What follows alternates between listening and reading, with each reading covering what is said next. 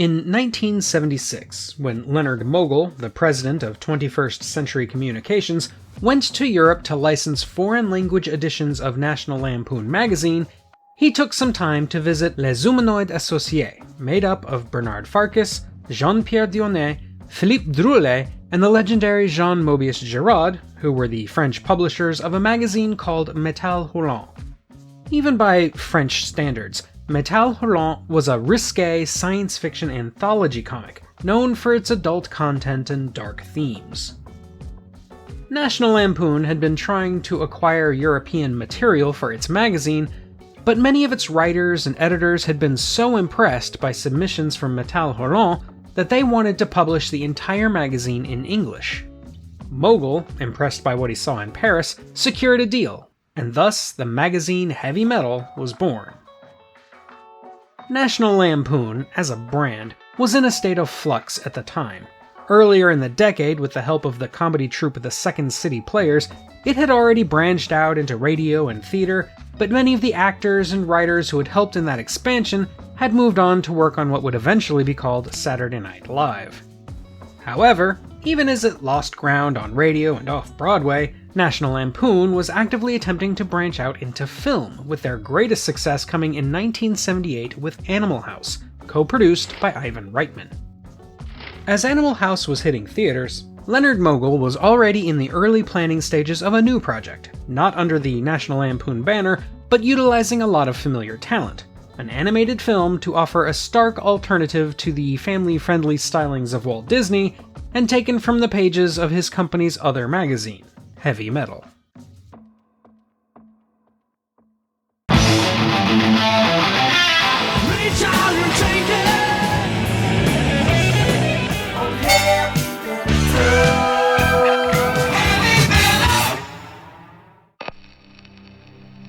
You do not know me, but you have been waiting for me. I have been sought by men and women throughout the bounds of all time and space. I am life. I am death. I am infinite. Whole civilizations have worshipped me, while others have crumbled beneath the power of my ambivalence. I am a purveyor of wondrous dreams and terrible nightmares. I am everything. I dwell in the darkness and consume the light. I am nowhere and everywhere all at once. I have seen the entire tapestry of reality unfurled before me, and my dominion is eternal. These are my dreams and my stories. What are you in the face of my awesome chaos? You do not want to know me, for I will devour you without a thought. I am pure evil.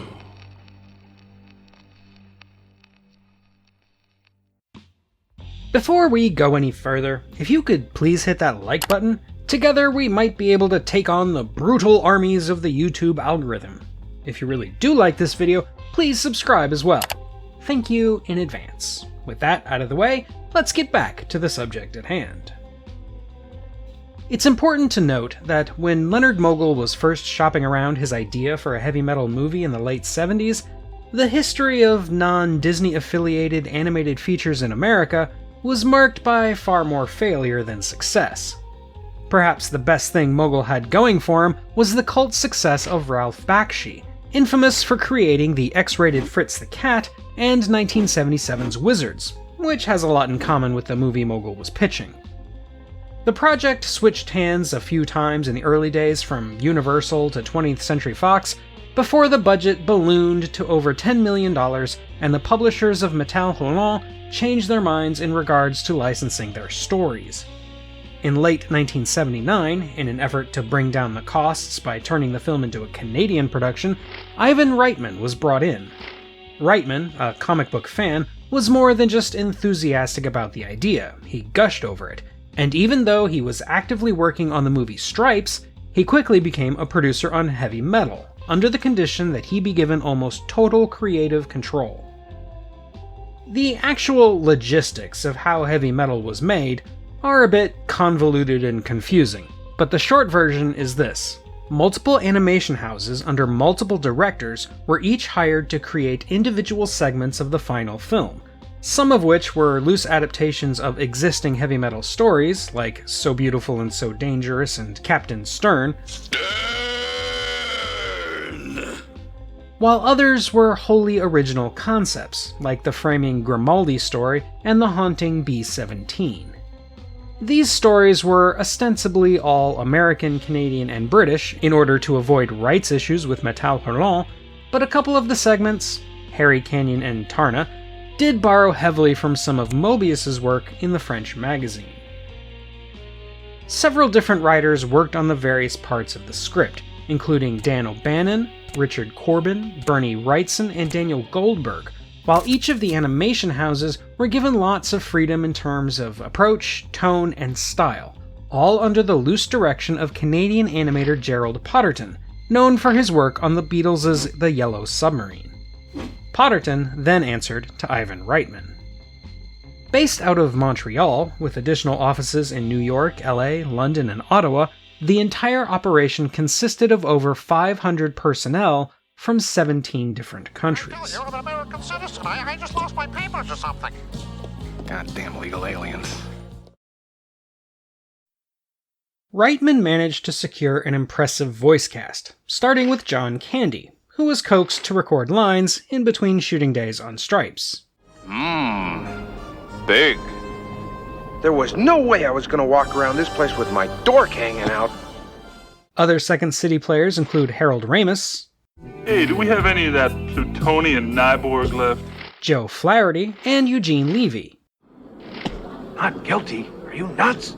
It's okay, Charlie. I got an angle. Alongside future SpongeBob star Roger Bumpus. He's never done anything immoral. Unless maybe the preschooler's prostitute ring. They had brought in famed trailer narrator Percy Rodriguez to record lines for the trailer, but they liked his voice so much, they also gave him the role of the malevolent Lochnar. I am the sum of all evils. There's also a neat cameo from none other than Robbie the Robot as this hot dog vendor. Though they didn't need to hire a voice actress to play the mute Tarna, they did bring in the model Carol Debienne to stand in for her in a few live-action shots that would later be rotoscoped for animation. Rotoscoping was also used for several other sequences, such as this landscape shot, the titular bomber of the B-17 segment, and for the memorable soft landing intro, itself an inspiration for Elon Musk's Tesla in space stunt.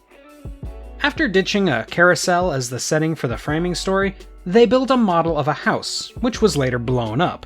The explosion was supposed to be animated over, but when time ran out for the production, they simply left the explosion in as the film's only true live-action shot. Another edit they made for time was the ditching of an impressive section called Neverwhere Land that showed the Lochnar's presence throughout evolution, leading up to World War II, where it would lead into the B-17 sequence. The rest of the film was done using traditional hand-drawn animation, with multiplane setups used in a handful of places to add extra flair. The use of different, smaller animation studios for each segment helped distinguish each one as unique, and though the general quality of the animation varies from segment to segment, Heavy Metal can be seen as a great showcase of the possibilities of hand-drawn animation just a few short years before the computers would begin their takeover of the industry. Oh, wow. Good, Nyborg. One other enormous part of the film was the music. The score was composed and conducted by Elmer Bernstein in his first stab at an animated feature, and it's one of my absolute favorite film scores. It almost feels like it's too good for such a blatantly juvenile movie, but it also manages to lend a certain gravitas that gives the film far more credibility than it might otherwise deserve, especially during the extended and largely dialogue-free Tarna sequence.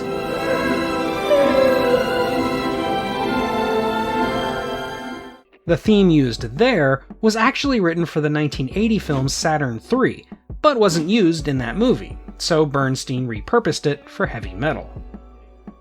Of course, an early 80s movie called Heavy Metal necessitates a rock soundtrack to accompany Bernstein's score, and the movie boasts tracks by Sammy Hagar, Devo, Blue Oyster Cult, Cheap Trick, Journey, Grand Funk Railroad, Black Sabbath, and many more, in addition to a kickin' title track by Don Felder. While this no doubt contributed to the film's popularity and success, it also prevented the film from getting a home video release for many years due to complicated rights issues, but more on that later. Granted, only a couple of songs were actually written for the film, but if you like 80s rock, you owe it to yourself to have a copy of the heavy metal soundtrack in your collection. While we're stopped, let me just take a minute to thank my patrons. Their support really makes this channel possible, so please, if you like these videos, consider joining my Patreon to get access to bonus content, vote on future topics, and more. You can also give me a one-time contribution by clicking on the thanks button below. Also, if you want even more content from me, I'm the co-host of a couple of different podcasts, The Streaming Heap and From Here to Paternity, which are available wherever you get your podcasts, and I have a novel called Paradox that is available through Amazon. If all else fails, though, you can always check out my website at emcgill.com, where you'll find written reviews of plenty more sci-fi classics in both film and literature. Now then, with all that shameless self-promotion out of the way, let's move on.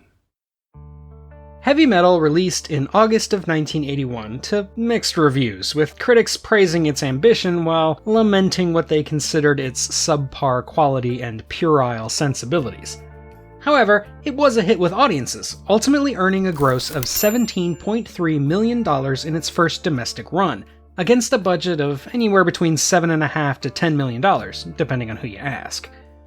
Due to the aforementioned soundtrack rights issues, it didn't get a home video release until the late 90s. But in the meantime, it did have a few re-releases and became a regular fixture on the midnight movie circuit, which is how I first saw it at the prime age of 14 or so. Its biggest re-release happened in March of 1996, just prior to its release on VHS and Laserdisc, which on its own added $500,000 to the film's total box office. It was culturally influential and has had remarkable staying power, as evidenced by the true mark of success being memorably parodied by South Park. A direct-to-video sequel, called Heavy Metal 2000, was released in, fittingly enough, 2000, alongside a more successful video game called Heavy Metal FOC 2. There was also an attempt to make a live-action film based on William Gibson's Burning Chrome under the Heavy Metal banner, with Kathryn Bigelow attached to direct, but it disappeared into the depths of development hell. In more recent years, David Fincher spent over a decade trying to get another heavy metal film off the ground, with the on-again, off-again help of Tim Miller, James Cameron, Guillermo del Toro, Zack Snyder, Jack Black, and others. Fincher's project eventually morphed into the excellent Netflix series Love, Death, and Robots. Now, before I get into the review and analysis portion of this video, I want to reiterate that I first saw this movie at a midnight screening when I was a young teenage boy. As such, my opinion can hardly be seen as objective. This movie came to me at the perfect time, when I was fully enthralled by crude humor, bare-bones storytelling, pulpy sci-fi sensibilities, and of course, animated naked women with softcore porn dialogue and grossly exaggerated boobs popping off the screen. Of course, now that I say it out loud, it occurs to me that I'm no less enthralled by these things today. So yes, let's not beat around the bush. Heavy metal is designed for teenage boys, no matter how old they happen to be. It's adolescent wish fulfillment through and through, an unashamed embrace of the crass, the prurient, the gory, the exploitative, and the just plain stupid. While I certainly respect it for that, I can understand if you tell me it's not for you. That said, I do think there's something thematically interesting in there if you squint just right. The framing story of the Lochnar is a kind of eldritch horror version of a cultural id, and as such, you can look at it as a personification of male puberty. I say that, but I don't gender discriminate. I'm sure there are plenty of teenage girls who like it too. And that very same framing story does feature a young girl who learns to conquer all the evil brought to her by the Lochnar, which if we're continuing with my tortured analogy is male puberty. So yeah, that makes sense to me. There's also the Tarna segment to contend with. Even though there's no question adolescent boys are usually intrigued by ass-kicking, sword-wielding babes in ridiculous thongs, maybe there's a little bit of female empowerment in there as well. It's a thought. Anyway, my attempts to offer intellectual analysis of heavy metal are leaving me feeling pretty silly. So let me just say heavy metal is a product of a very specific time, both in terms of its cultural sensibilities and in terms of the maturity of its intended audience. I will always consider it a sci-fi classic, and it will always hold a special place in my heart. And in other body parts as well. And that's all for today, my fellow Earthlings. Have you seen heavy metal recently? Let me know your thoughts in the comments, and while you're there, don't forget to like and subscribe if you haven't already. Thank you for watching, and until next time, when we'll see a classic remake with a now uncomfortable climactic setting, this is the Unapologetic Geek, telling you to never be ashamed of what you love, as long as you're not hurting anybody.